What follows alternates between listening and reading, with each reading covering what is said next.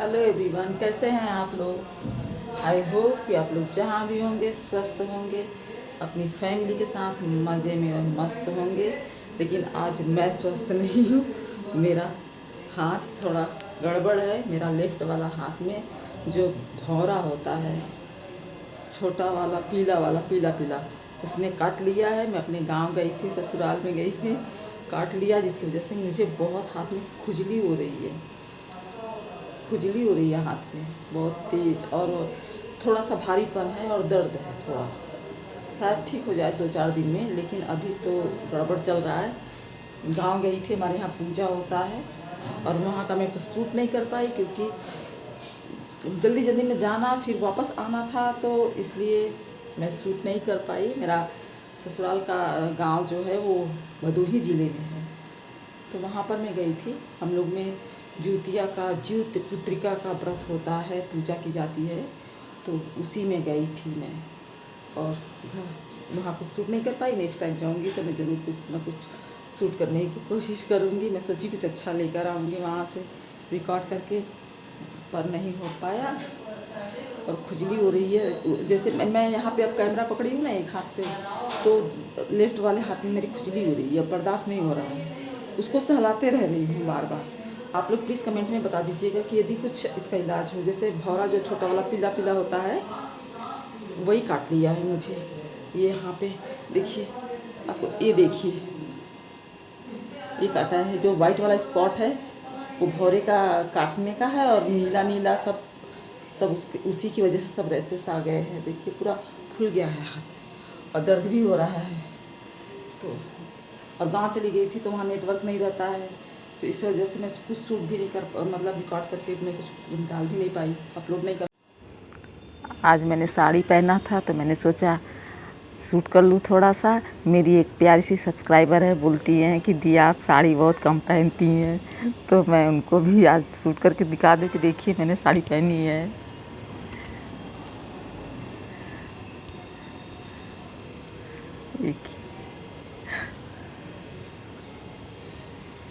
मैं साड़ी कभी कभी पहनती हूँ तो मन करता है, लेकिन इतनी गर्मी पड़ती है ना कि बर्दाश्त नहीं होता। या मैं आप लोगों को एक रेसिपी दिखा रही हूँ। इसमें मैंने चावल, भीगा हुआ चावल है ये, उसको मैंने लिया हुआ है। इसका मॉइस्चर ख़त्म करने के लिए 1 से 1.5 घंटा तक मैं इसको पंखे की हवा में सुखाऊंगी। छानने के बाद, पानी से छानने के बाद इसको मैं पंखे की हवा में सुखाऊंगी। धूप में नहीं सुखाना है, पंखे की हवा में सुखाना है। और उसके बाद इसको ग्राइंड करके ले लेना है, पीस कर ले लेना है। जितना पतला हो सके उतना पीस लीजिए और छान लीजिए। जितना रेशियो में आपने चावल लिया है उसको अंदाजे से मैं आगे बताऊंगी। उसको छान लीजिए, उसको ग्राइंड करके इतना पतला, जब उसका मॉइस्चर ख़त्म हो जाए तो जैसे मैं आपको दिखा रही हूँ उसके बाद मैं इसी तरह करती हूँ। तो इसको, जो मैंने चावल लिया था उसके पाउडर को बनाने, चावल को का पाउडर बनाने के बाद मैंने उसको 4 भागों में डिवाइड कर दिया। अब जब एक भाग जो है उस भाग के बराबर मैं इसमें शक्कर का, चीनी का पाउडर डालूँगी।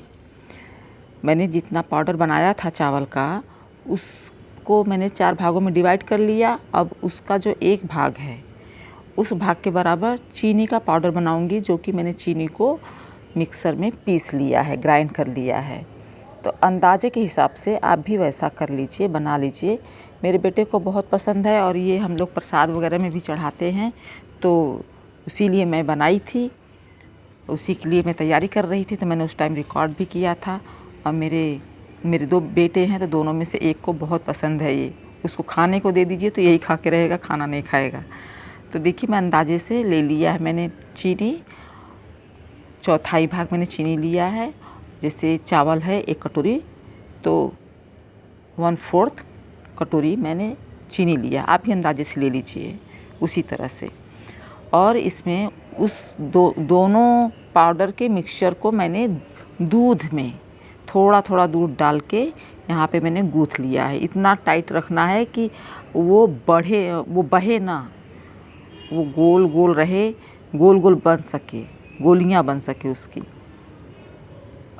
इस तरह से। चूँकि मैं इसको गूँथने के बाद इसको मैंने रख दिया था फ्रीज में, इसलिए ये जम गया है, वरना ढीला रहता थोड़ा सा।